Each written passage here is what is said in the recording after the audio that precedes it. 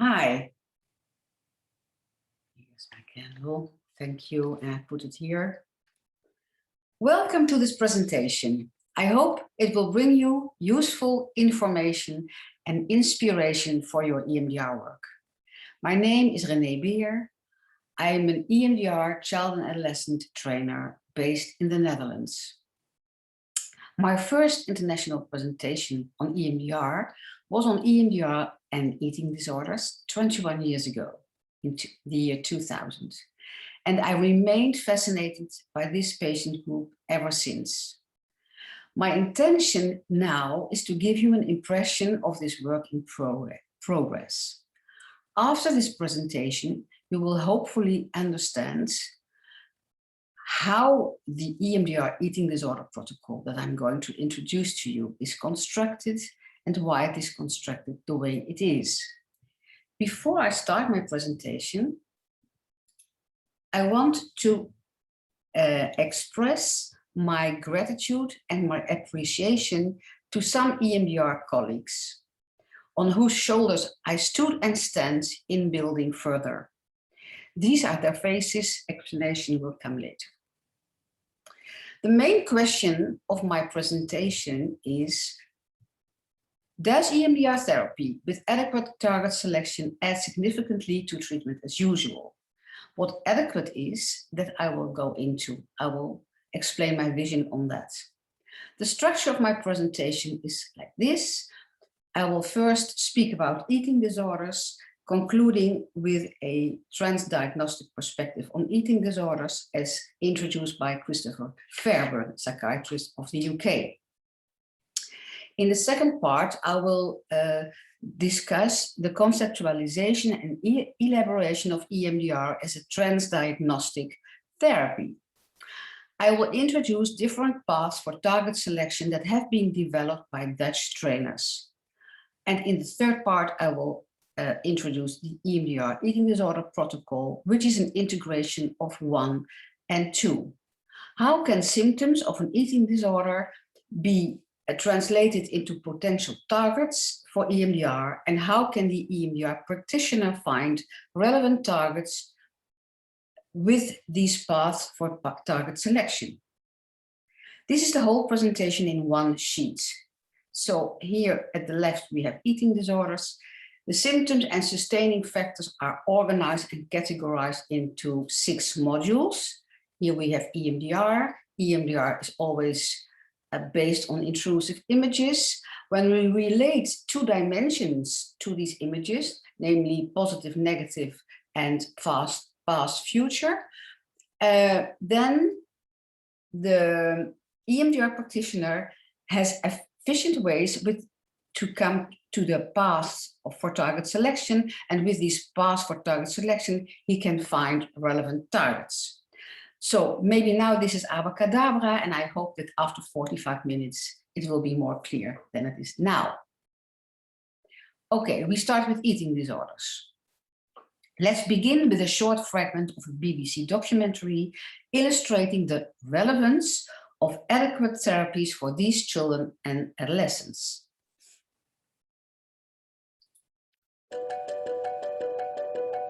Dana is 8 years old, and she's anorexic.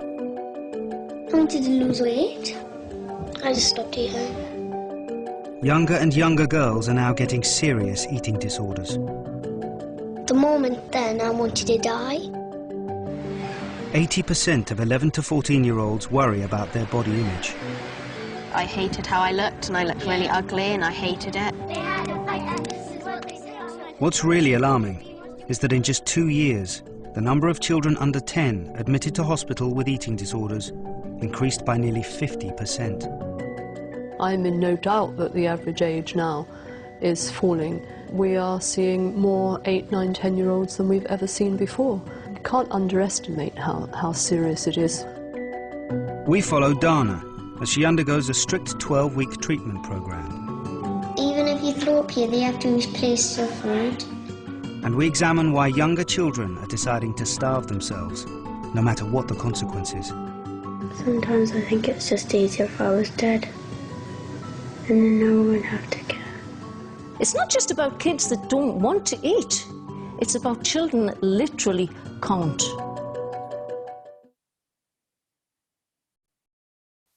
If you want to see the whole documentary, you can find it on YouTube. If you click Dana and anorexia nervosa, you can see the whole documentary. On the spectrum of eating disorders, there's a wide variety from anorexia to binge eating disorders. Eating disorders have to be differentiated from feeding problems in infancy or early childhood and problems with eating because of phobias or obesity. Eating disorders, I'm going to tell you now some facts and figures about eating disorders. First, the definitions. Eating disorders are defined in the DSM and in the ICD, and the protocol is aimed at eating disorders that are classified here. So that means anorexia nervosa, bulimia nervosa, binge eating disorders, and ARFID, avoidant restrictive food intake disorder. And for this last disorder, EMDR seems applicable when the avoidance of food is instigated by fears as a consequence of past experiences or feared future experiences. The prevalence. Worldwide, there are over 7 million patients with an eating disorder. During the pandemic, the numbers have raised dramatically, as is also the severity of the symptoms.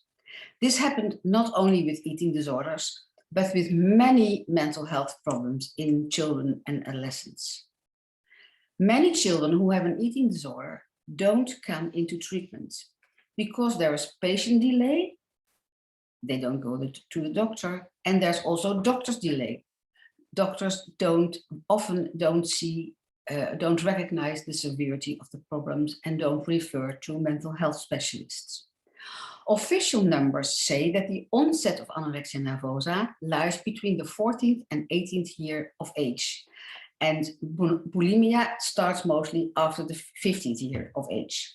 These numbers will probably be no longer correct. As we heard also in this short fragment just now, the average age is falling. It concerns the disorder with the highest mortality of all psychiatric disorders. And it's in the row of adolescent disorders, it's the third in the top 10. It occurs in all races and in all ethnic groups living in industrial countries. It happens more in girls and women than in boys. The estimated ratio was 1 to 10. Also, this number is probably not correct because it's underdiagnosed in boys and men. It's not expected to occur in men. The guidelines, and specifically for children and adolescents, for bulimia, CBT, cognitive behavior therapy, or interpersonal psychotherapy is evidence-based and recommended. For binge eating disorder, there are not yet enough studies that we can say there are evidence-based treatment, but mostly so far are used the same therapies as for bulimia nervosa, so CBT or interpersonal psychotherapy. Adolescents with binge eating disorders have a higher risk to later get obesity, substance abuse, and other mental health problems. And for anorexia nervosa, there are no clear-cut evidence-based treatments yet. Family-based treatments are recommended, but it's not clear yet for which families it will work and for which families it won't. Further recommendations are treatments should be multidisciplinary, family members should be involved, sessions should be organized both together with the parents and separately. Healthy weight is a key goal. And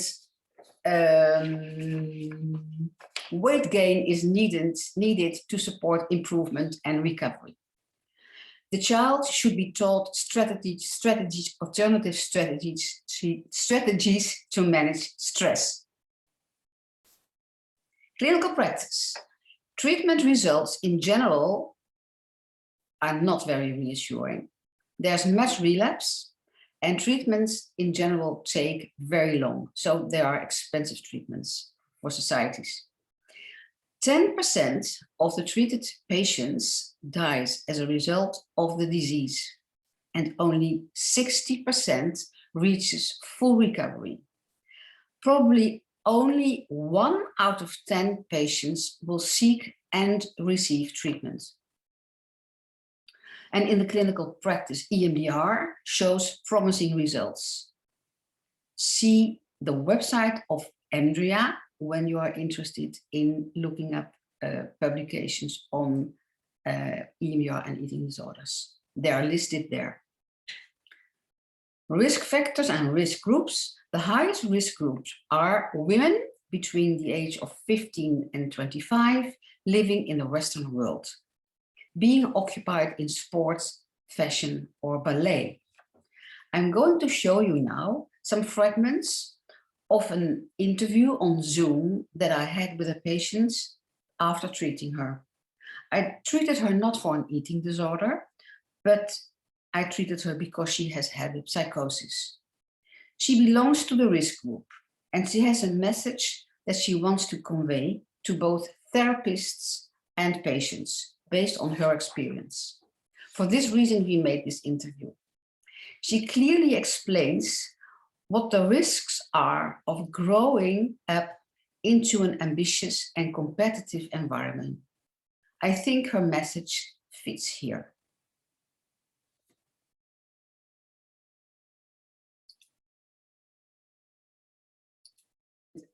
We agreed last time that in this session, we are going to look back on what happened before the treatment and during the treatment.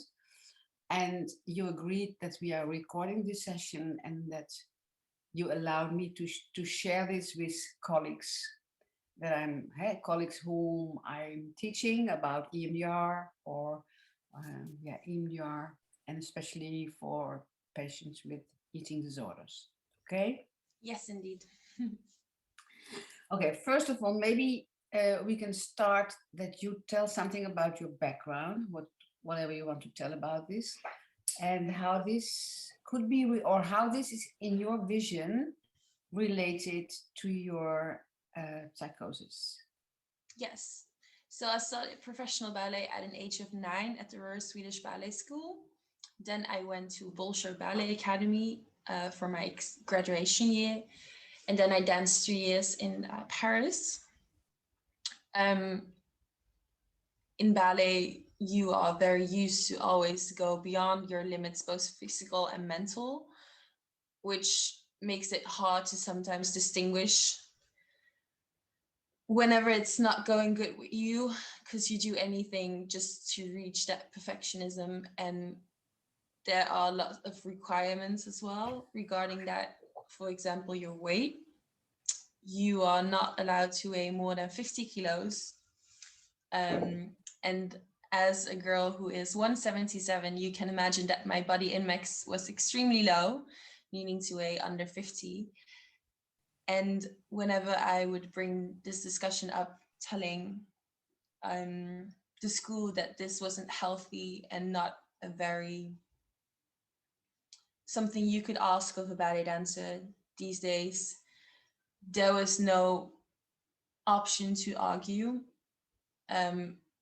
If you cannot fulfill those requirements, that is completely your own problem. There will be somebody else who will be able to take your place. So what you do is you'll do anything just to become at that weight.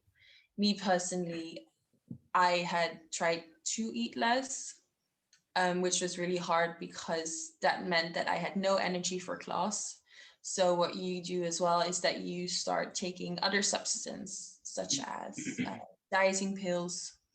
I start smoking just to feel less stress and less hunger, trying to throw up, which I was very bad at it. I didn't succeed with it at all, but it was normal. You would not have anything for breakfast. You would count your calories. You would make sure exactly at what time you eat not to gain any weight, which workouts you would do. And afterwards, I've noticed that you become dependent on, it becomes an obsession, how well you look and how you move. So even the body complex definitely is something that even has haunted me for extremely long and still does today. And has definitely had an impact on self-criticism after wanting to become perfect or fulfilling those requirements.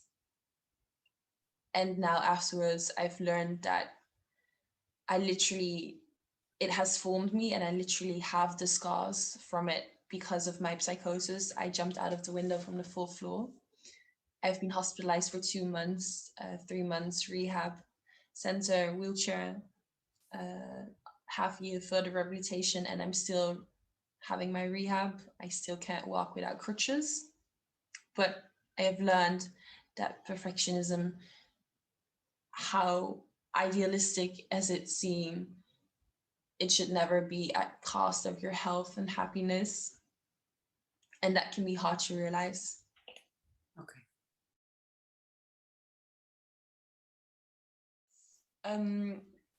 First of all, you have to understand that this mentality is something that we have learned since we're young.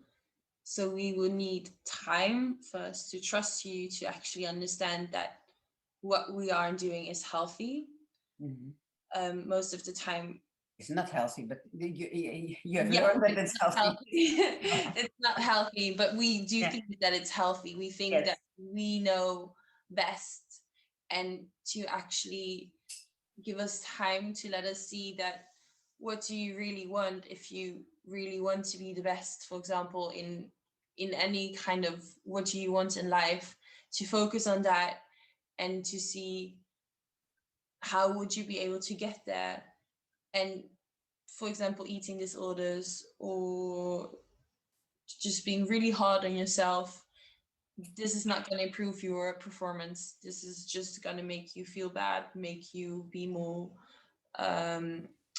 be more anxious, feel more depressed, have less energy than if you actually put it into a positive way and taking care of yourself, resting. You will actually be able to feel much better and also perform better. Okay.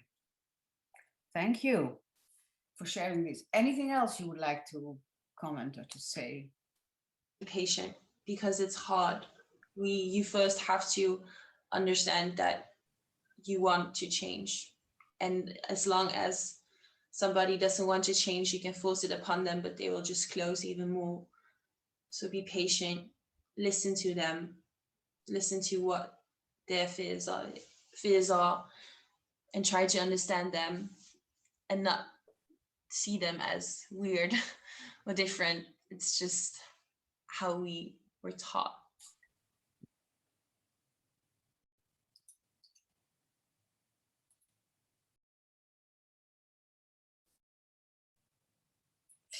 Okay, so I think her impressive message to us is relevant and clear. And with this interview, she passed on her candle. Okay, what do we know about the causes, the causal factors for eating disorders? We speak about a biopsychosocial model because a lot of research has been done, and in the literature, many factors are mentioned, and they can be categorized in social factors, genetic factors, and psychological factors. Eating disorders are caused multifactorially.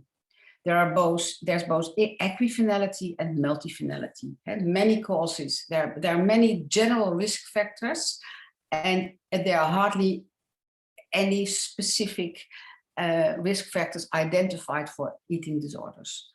Many causes can result into an eating disorder, and it's also so that one cause can lead to many different disorders.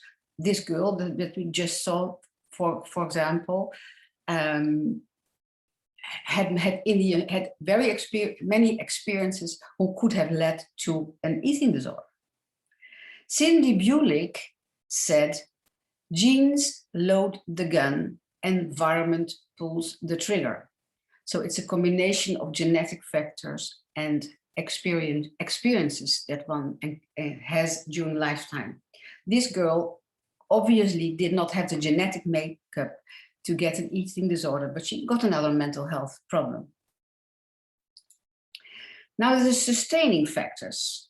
Christopher Fairburn from the UK has contributed a lot to the field by his publications and his research on CBT with eating disorder patients. With these schemes, he made visible, both for therapists and for patients, how they are trapped into vicious circles once the eating disorder has started.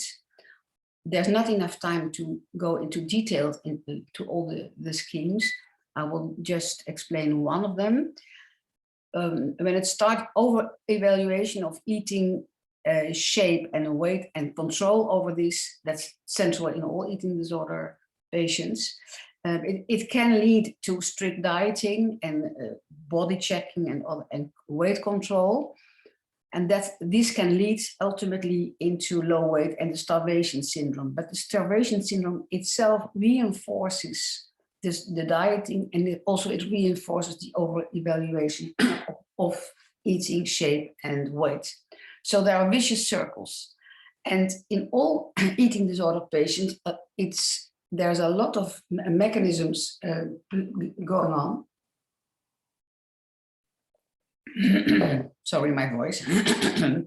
And these mechanisms are self-reinforcing. So once you are in an eating disorder, once you have it, it's very difficult to get out.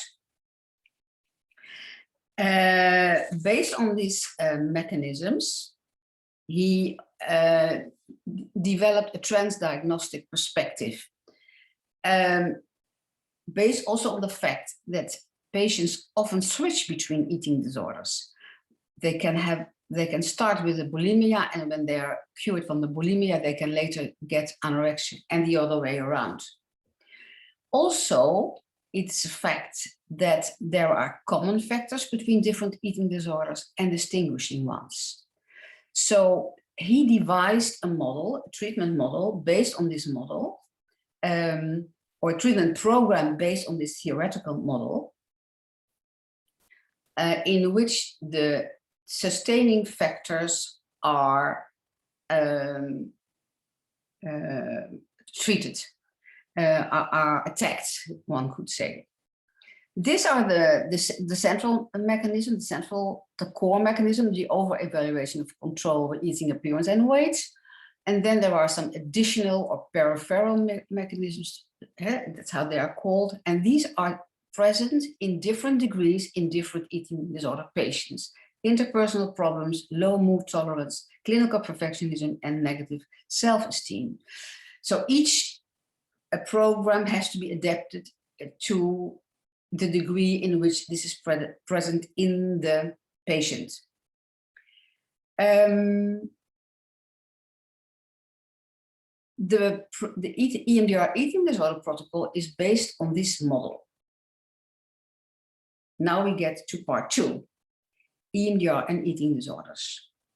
With the AIP model, the Adaptive Information Processing Model, Francine suggested that EMDR should be suitable for every form of psychopathology that is caused by inadaptively stored memories. The hypothesis is that EMDR is suitable whenever intrusive and distressing images are causing symptoms. These images can concern past experiences and also anticipated future experiences, flash forwards, disaster images of what might happen in the future. These images can be intrusive and distressing because they are either negative and therefore evoke avoidance behavior, or positive and therefore evoke an urge to perform specific behaviors to reach that goal. For example, binging to feel comfort, or moving excessively after having eaten to be reassured by the idea that all calories that have taken in have been diffused. There's empirical evidence that EMDR is effective on flash forward images about future disastrous experiences, and it's also effective on positive images. The Dutch trainers have developed several paths for target selection to be used depending on the symptoms you are dealing with, where you are coming from, and what kind of targets are relevant, so where you are going to. I will introduce these paths globally here. There's not enough time to do this carefully and completely. These paths are applicable both to adults and to children and adolescents. For children and adolescents, they have been attuned so that they can be used there as well with these groups. I will go to each of them. I will say something about each of them.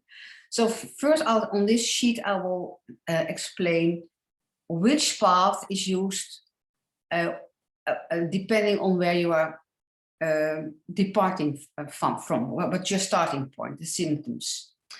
The intrusion path is used when there are disturbing memories. This is what you all know, what we learned in level 1. There's a direct path from the memories to the targets. We categorize, we gather the different memories that are there, that are disturbing, and we begin with the most intrusive ones. And that's the way we assemble our targets. This is the next ones will be new to most of you, I think. The timeline path. This is relevant when there are specific symptoms that have been gradually developed after different experiences. So here, chronology, so time, the order of experiences is relevant. And the timeline is relevant. This third one, the flash forward path, is when there are fears, anticipatory fears, fears that for something is avoided because there's a fear that something terrible might happen. It hasn't happened in the past, but it might happen in the future. Positive targets are relevant when there are symptoms like unhealthy behavior, which is a lot in eating disorder patients. So it's with unhealthy behavior that the patient performs because he cannot resist the urge that is evoked by certain images. And you see there are different possibilities here. These images can be either positive memories of experiences in the past or positive flash forward, so positive experience that might happen in the future. And the third is trigger situations. So this is images of daily situations where these positive memories or positive flashbacks are evoked. I'll give some examples. Positive memories can be, for example, that a child has the urge to vomit after eating because there are intrusive images of past experiences which evoke the pleasant feeling of being relieved after having vomited. And this pleasant feeling can evoke the urge to do it again. Positive flash forwards could be when I remain dieting, when I keep control over my weight and my appearance, I will be the best ballet dancer in the world. I will get the golden medal in the Olympic Games or things like that. I will be the best model. So these are the positive targets. Then we have the belief path. The belief path, with the belief, this is referring to core belief and intermediate belief. some of you will know these terms, others will not. It's from Aaron Beck, the cognitive therapy model.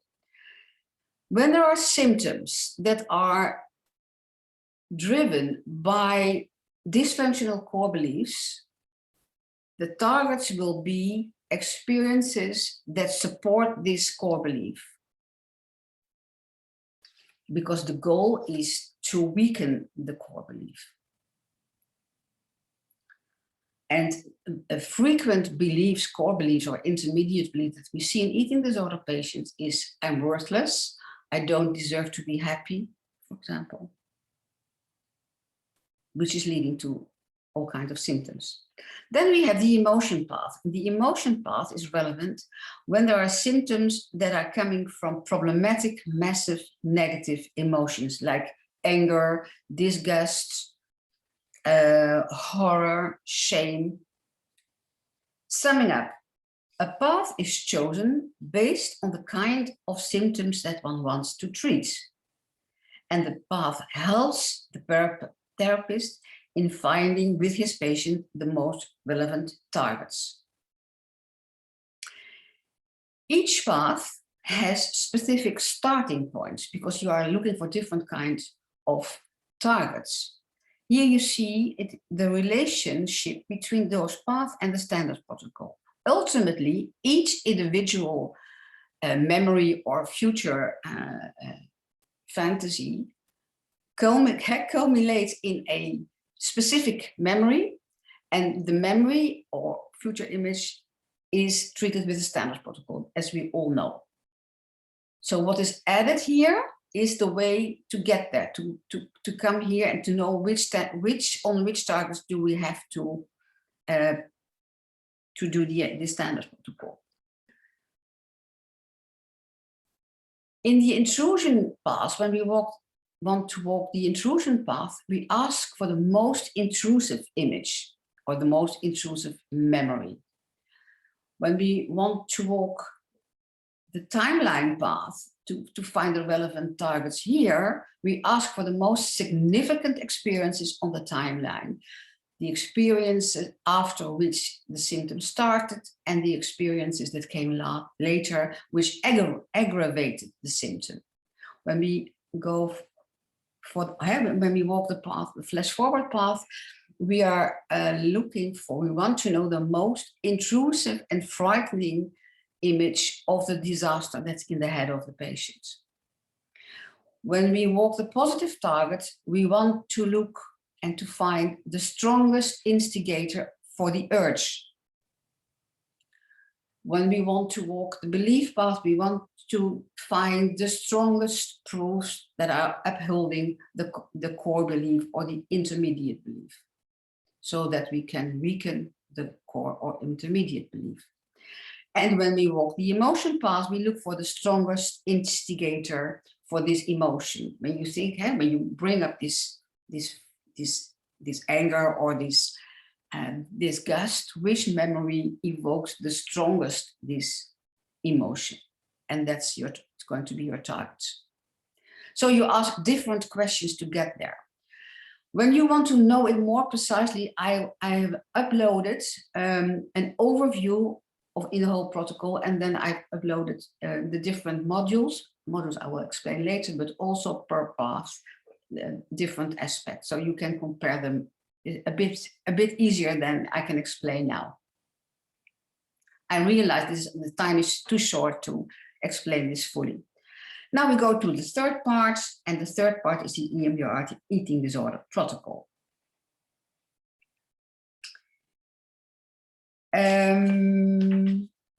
The protocol is meant to be a compass for the therapist so that he doesn't get lost in the jungle of symptoms and mechanisms that there are. Before we go into this protocol, I want to pay attention to empirical evidence for EMDR and eating disorder in general. What do we know about empirical evidence or from empirical evidence? Bloomgarden and Gallogero compared in a randomized controlled trial treatment as usual with treatment as usual plus EMDR. EMDR resulted in reduction of distress caused by targets related to body dissatisfaction. However, this reduced distress did not generalize to other outcome measures. Zaccagnino compared in a pilot study her protocol, she developed also a protocol, to CBT in adolescents, 20 adolescents. There were positive effects both of CBT and of her protocol on different measures. Balbo et al. Did a systematic review, and they described that apart from those two studies, there were some single case studies, and these single case studies are difficult to compare because each used different protocols, different targets, and different outcome measures. Conclusion: research is urgently needed. We have no empirical base yet for any of the published EMDR protocols on eating disorders. Now to this protocol. It is in here the transdiagnostic perspective on eating disorders and on EMDR are brought together. This sheet shows how the symptoms and factors that are mentioned by Fairburn, the white letters, are translated into possible targets for EMDR. And in the next, I will not, you can read them. Here you see how I translated these into 6 modules, and this I will go into this more specific. So the first module is distress by specific memories. This goes before anything else. If there are specific memories that are bothering the patient, treat them to begin with.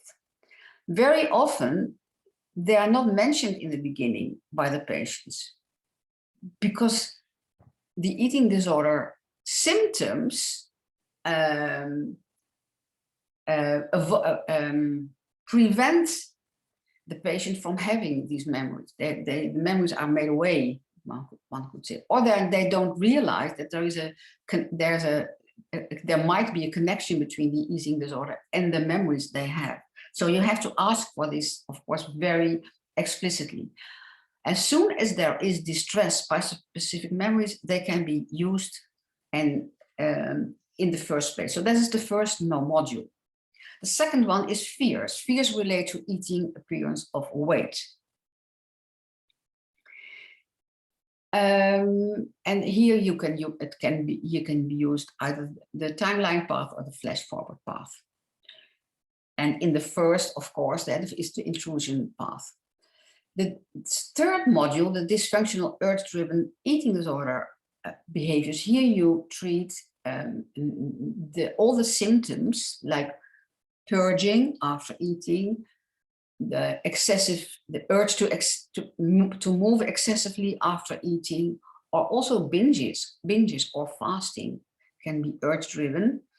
And you use here the positive targets path. Self-esteem, clinical perfectionism, and body image are what Fairburn calls the sustaining factors.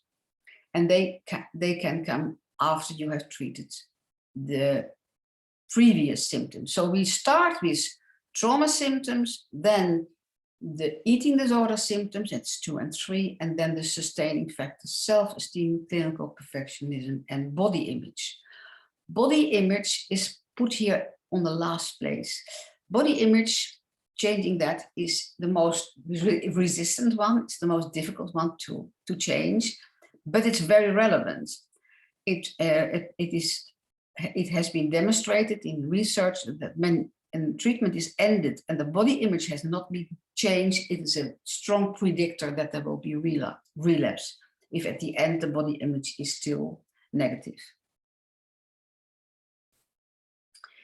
So now back to the basics. What do we do when we have a patient before us? We start, of course, with mapping.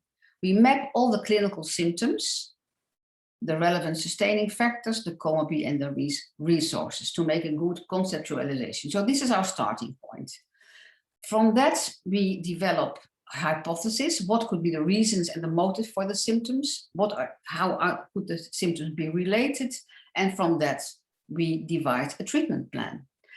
And because in many cases, we treat in a multidisciplinary team, as the guidelines recommend, we have to make explicit for which symptoms we want to use EMDR therapy. And we can determine what could be potential relevant modules in the treatment. Here you see some potential functions that the eating disorders can have.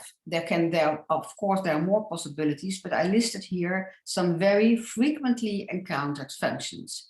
It can be avoidance of maturations. Adolescents don't want stop eating because they don't want to menstruate, because they don't want to grow up. They are afraid of the responsibilities they will get when they are growing up. It can be punishment of oneself, numbing of negative feelings, avoiding of negative memories.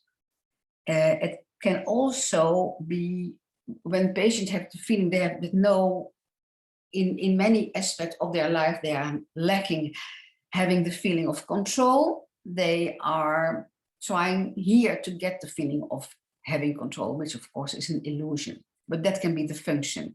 There's something I have control about.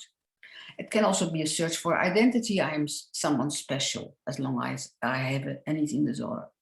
And it can also be an adaptation to the family culture. Okay, how are the eating disorder protocol and the standard protocol, how do they fit together? I try to make this clear in this sheet. So we begin always with history taking, diagnostic, case conceptualization, and treatment planning, always in every patient. The second, and this is also the first phase in the standard protocol. The second phase is preparation for EMDR. In this patient group, the preparation can mean regulation of the eating pattern, psychoeducation, teaching other skills that are relevant, resource building. And when you are in phase 3, and normally in the standard protocol you start with the assessment on a singular memory. But here we have to identify the memory because there are many. So 3 here is the selection of the module that you want to start with now. And you identify the relevant targets in that module. Then when you've identified your target, you do the standard protocol, as you all know. And you start with phase 3. So the assessment of a single memory or future fantasy. And you do the normal standard protocol as you are used from phase 3 to 8. And when you are finished with that specific target, you go to the next and you repeat that until all the targets within one module have been treated. Then you check if all the relevant targets within that module have been treated, if the goal of the module is reached, and then you go back here to 3 to select the next module. So these last 3 blocks this is also like a vicious circles. This is repeated as often as needed to treat all the relevant targets with EMDR. This is an overview of the whole protocol. Here you see the 6 modules. And on top you see the symptoms, the kind of symptoms that are treated in that module. In the middle you see the type of targets that belong there. And on the bottom you see the paths for target selection that could be relevant in that module. Okay, so far how it works, how it is constructed. Now for research, it's not evidence-based, this protocol. And the question is, of course, does EMDR therapy with this protocol add significantly to treatment as usual? What effects can we expect? What effect do we see on trauma symptoms, on eating disorder symptoms, on sustaining factors, and on compliance to treatment? Compliance to treatment is a big thing with these patients. It's very difficult to keep them motivated and keep going in the treatment? Does EMDR therapy add to the compliance? It's an interesting question. Hopefully this will be, research will give answers, bring answers to us clinicians. Fortunately, now in the Netherlands, some research projects are starting to hopefully find answers to these questions, and hopefully also in other countries, research will start. Conclusions. Eating disorders are devastating disorders. Effective treatment is a challenge. Clinical results with this protocol so far are promising. It seems very important that we work with relevant targets, and to see if these are the relevant targets. Therefore, we need empirical evidence. So far, my presentation, I come to the end, and I want to say a big thank you to some people. I showed their pictures already at the start of my presentation. Now I want to mention their names. First of all, the Dutch trainers team, primarily Ad de Jong, Erik ten Broeke, Helen Hornsveld. Then Marilyn Luber, who invited me to write a chapter in one of her books and who helped me in making this work accessible to an international EMDR public. Then Ankie Roedelof, my sparring partner since 2017, with whom I give workshops to EMDR practitioners to learn them to apply this protocol, and with whom I'm building, or we are building together, networks, building bridges between clinicians and researchers, and also between researchers so that they can support each other. And I also want to thank Christopher Fairburn. He is not an EMDR therapist, but this protocol is built on his model. It is a pillar under this protocol. So thank you all, and also thank you all for watching and listening. And I hope, and I want to give now this candle further.